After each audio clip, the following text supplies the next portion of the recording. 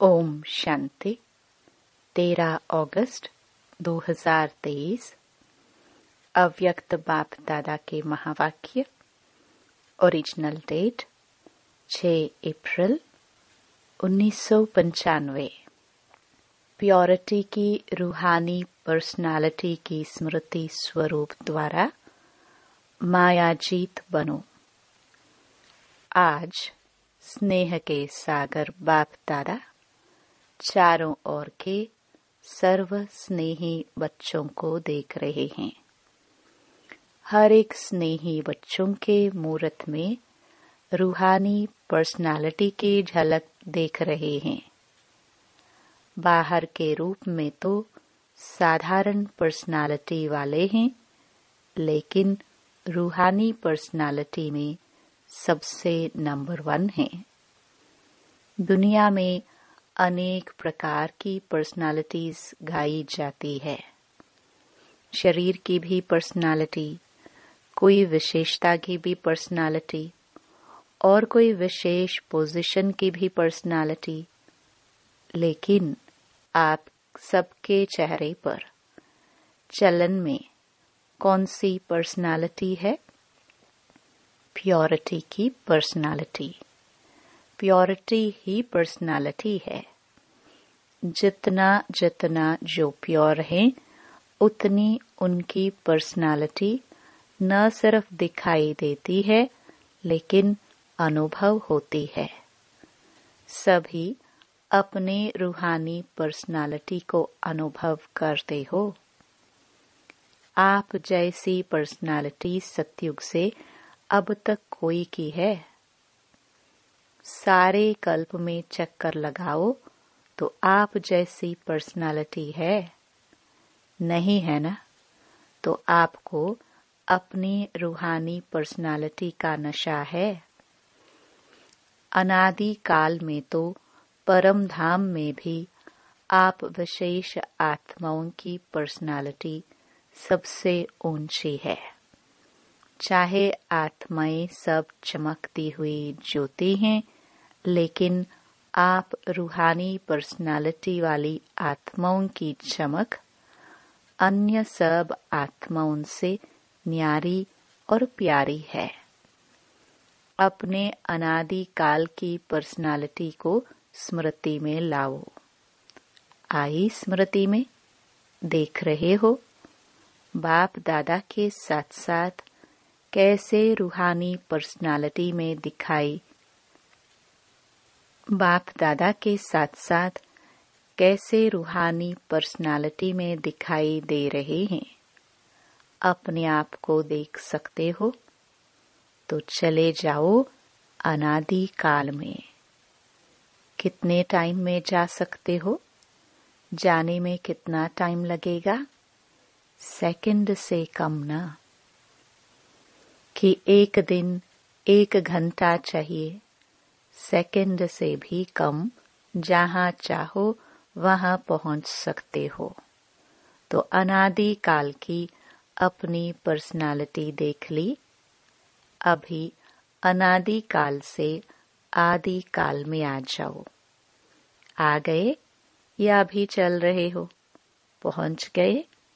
तो अनादि काल से आदि काल में अपनी रूहानी पर्सनालिटी देखो। कितनी श्रेष्ठ पर्सनालिटी है। तन की भी तो मन की भी तो धन की भी और संबंध की भी। सब प्रकार की पर्सनालिटी कितनी श्रेष्ठ है। तो आदि काल की पर्सनालिटी देख रहे हो। कितने सुंदर लगते हो, कितने सजे हुए हो, कितने सुख, शांति, प्रेम, आनंद स्वरूप हो। तो आदि काल में भी अपनी पर्सनालिटी को देखो। स्पष्ट दिखाई देती है। वह 5000 वर्ष हो गए तो थोड़ा स्पष्ट नहीं है। सभी को स्पष्ट है। होशियार हो सभी। तो आदि काल भी अपना देख लिया। अभी आओ मध्य काल में। तो मध्य काल में भी आपकी पर्सनालिटी क्या रही? आपके जड़ चित्र कितने विधि पूर्वक पूजे और गाए जाते हैं? चाहे कितने भी धर्मात्मा, महात्मा, नेताए पर्सनालिटी वाले गाए जाते हैं, लेकिन आपके जड़ चित्रों की पर्सनालिटी के आगे उनकी पर्सनालिटी कुछ भी नहीं है। जैसे आप सबकी पूजा होती है, वैसे कोई महात्मा या नेता की, धर्मात्मा की विधि पूर्वक पूजा होती है? कभी देखी है? आपके जड़ चित्रों जैसे श्रृंगार किसका होता है? तो मध्यकाल में भी आप आत्माओं के प्योरिटी की पर्सनालिटी की विशेषता कितनी श्रेष्ठ है। अपना चित्र देखा? आपकी पूजा होती है कि नहीं? सिर्फ बड़े बड़ों की होती है, हमारी नहीं। डबल विदेशियों के मंदिर हैं, देखा है? उसमें आपका चित्र है कि सुना है तो कहते हो कि हाँ होंगे, स्मृति में है? तो मध्यकाल भी आपका अति श्रेष्ठ है। और अब लास्ट जन्म में जो मर्जीवा ब्राह्मण जन्म है, उसकी पर्सनालिटी देखो कितनी बड़ी है। गायन कितना है। कोई भी श्रेष्ठ कार्य अब तक भी आपके नामधारी ब्राह्मण ही करते हैं। चाहे ब्राह्मण अभी ब्राह्मण रहे नहीं हैं, लेकिन नाम के तो ब्राह्मण है ना। आपके नाम से, आपकी पर्सनालिटी के कारण वो भी श्रेष्ठ गाए जाते हैं।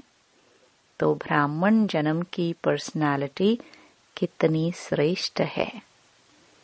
आदिकाल, अनादिकाल, मध्यकाल और अब अंतकाल, सारे कल्प में आपकी पर्सनालिटी सदा ही महान रही है। लौकिक पर्सनालिटी वालों का अगर नाम भी आता है तो कोई विशेष बुक में उन्हों का नाम आता है, फलाने फलाने हैं। लेकिन आपका नाम किस में आता है? साधारण बुक में नहीं आता है, शास्त्रों में आता है। जो भी आदिकाल से शास्त्र बने, उसमें किसके चरित्र हैं, किसका गायन है, किसकी कहानियां हैं? तो लौकिक पर्सनालिटी वालों का गायन विशेष बुक में होता है और आपका गायन शास्त्रों में होता है। और शास्त्रों को कितना रिगार्ड देते हैं, बड़े विधि पूर्वक शास्त्र को संभालते हैं, उसको भी बड़े पूज्य के रूप में देखते हैं। जो सच्चे भगत हैं वो शास्त्र को विधि पूर्वक रखते भी हैं और पढ़ते भी हैं। ऐसे रिवाजी किताबों के माफिक नहीं रखते। तो अपनी पवित्रता की पर्सनालिटी को सदा ही इमर्ज रूप में स्मृति में रखो। जानते हैं, या है तो हम ही, ऐसे मर्ज नहीं, स्मृति स्वरूप में रखो। जिसके बुद्धि में ये इमर्ज रूप में स्मृति रहती है, तो स्मृति ही समर्थि का आधार है। और जहाँ समर्थि है, वहाँ माया आ सकती है। समर्थ आत्मा के पास माया का आना असंभव है। मेहनत करने की आवश्यकता ही नहीं है। माया का काम है आना, लेकिन आपका काम अभी समय प्रमाण भगाना नहीं है। माया आई और भगाया नहीं, आपका काम है सदा माया जीत रहना। तो माया जीत हो या माया को बार बार भगाने वाले हो, अभी भगाना पड़ता है। थोड़ा थोड़ा वो दर्शन देने के लिए आ जाती है, नहीं ना। डबल फॉरेनर्स ने माया को सदा के लिए भगा दिया या भगाते ही रहते हैं? क्या हाल है? माया सदा के लिए भाग गई? अभी नहीं आएगी ना, कि थोड़ा थोड़ा आए, कोई हर्जा नहीं। फिर भी आधा कल्प की दोस्ती है, फ्रेंड है ना। उसको ऐसे ही छोड़ देंगे, आवे ही नहीं। सुनाया ना कि समय समाप्त होने के पहले बहुत काल का मायाजीत बनने का अभ्यास चाहिए। अंत में नहीं हो सकेगा। अगर अंत में मायाजीत बनने का पुरुषार्थ भी करेंगे तो क्या हाल होगा? बाप दादा तोते की कहानी सुनाते हैं ना कि तोते को कहा नलके पर नहीं बैठना, पर नलके पर बैठकर ही बोल रहा था। ऐसे ही अंत काल में अगर बहुत काल का अभ्यास नहीं होगा तो मन में सोचते रहेंगे कि मैं आत्मा हूँ, मैं आत्मा हूँ, लेकिन माया का प्रभाव भी होता रहेगा और कोशिश भी करेंगे मैं आत्मा हूँ, मैं आत्मा हूँ, लेकिन होगा ही नहीं। इसलिए क्या करना है? अभी से मायाजीत बनने का अभ्यास करो और उसका सहज साधन है अपने रूहानी पर्सनालिटी को स्मृति स्वरूप में रखो। पर्सनालिटी वाले की निशानी क्या होती है? जो ऊंची पर्सनालिटी वाले होते हैं उसकी कहाँ भी किसी में भी आंख नहीं जाएगी।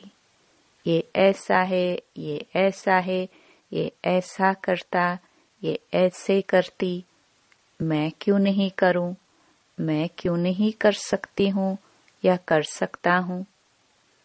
दूसरे के प्राप्ति में आंख नहीं जाएगी। क्यों? रूहानी पर्सनालिटी वाला सर्व प्राप्तियों से संपन्न है, स्वभाव में भी संपन्न, संस्कार में भी संपन्न और संबंध संपर्क में भी संपन्न, भरपूर। वो कभी अपने प्राप्तियों के भंडार में कोई अप्राप्ति अनुभव ही नहीं करेगा। क्यों?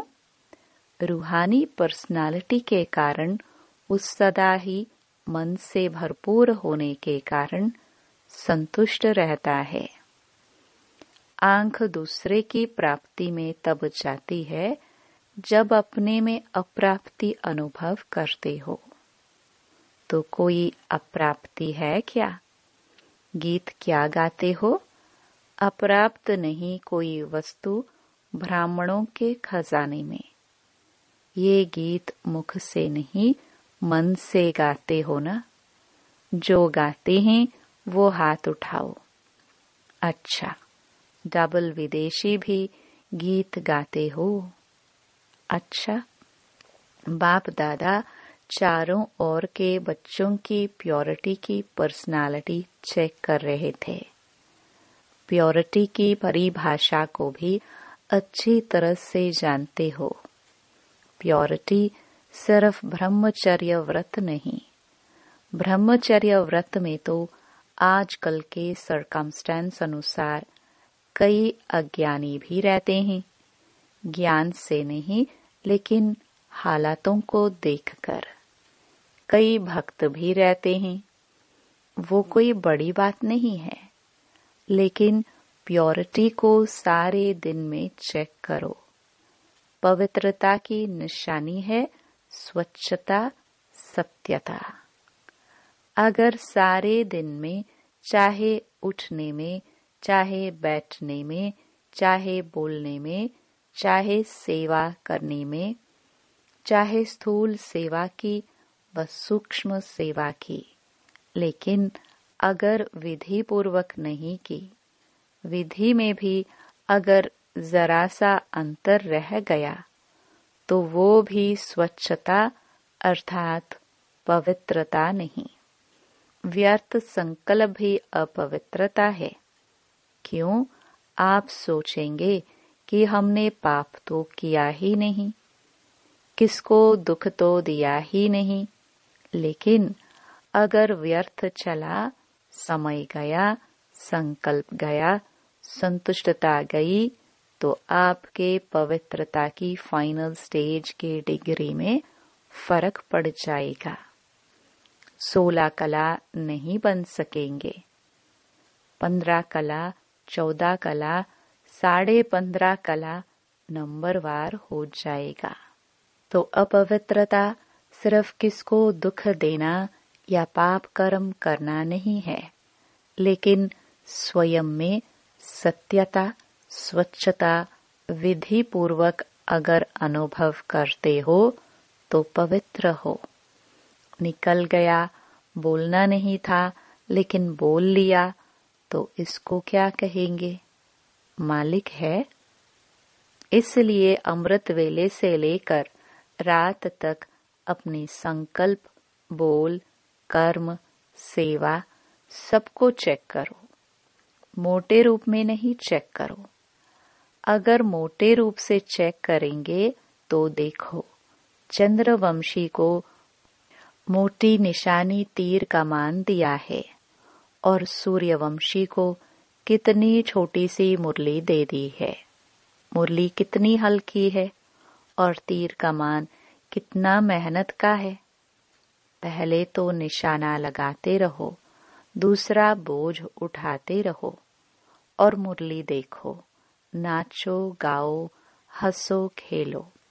तो इसलिए मोटे मोटे रूप से न पुरुषार्थ का रखो, न चेकिंग का रखो।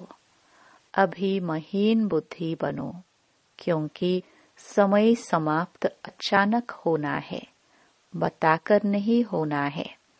बाप दादा ने तो पहले ही कह दिया है कि कोई उल्हाना नहीं देना। बाबा, आपने बताया क्यों नहीं? बाप कभी भी टाइम कॉन्शियस नहीं बनाएगा। अभी पूरा डायमंड बनना है ना, ये वायदा किया है ना। डायमंड जुबली मनानी है या डायमंड बनना है? क्या करना है?